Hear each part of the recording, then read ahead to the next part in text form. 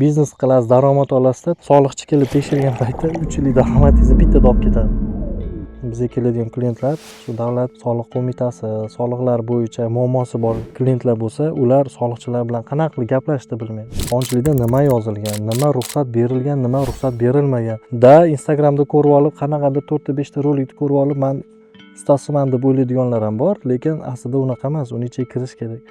Unga boshqacha qarash kerak bu sohaga, chunki o'zini o'quvi bor. Misol uchun biz mana shu sohani egallashimiz uchun 10 yil o'qiganmiz. 4 yil soliq kolleji bor, 4 yil soliq akademiyasi bor, 2 yil shu soliq akademiyasi magistraturalarni bitirganmiz va o'sha sohani o'rganishga harakat qilib praktikani ko'rganmiz. Soliq qo'mitasida ishlaganmiz, частный sektorlarda ishlaganmiz, banklarda ishlaganmiz, fintech kompaniyalarda ishlaganmiz va shu orqali o'zimizni opit nabirasi qilib, keyinchalik o'zimizni shu kompaniyani asos soldik va shu orqali tadbirkorlarga yordam beryapmiz, ularga o'rgatyapmiz, instruksiya yaratyapmiz.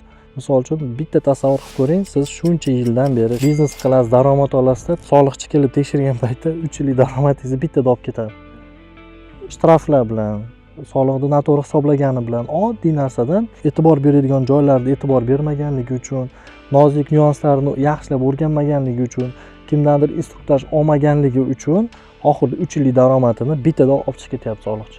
Soliqlarni noto'g'ri qo'llagani uchun, noto'g'ri stavkada qilgani uchun, ma'lum bir narsalarni qo'ymagani uchun 3 yillik daromadini soliqqa peniyalari bilan qaytarib beryapti.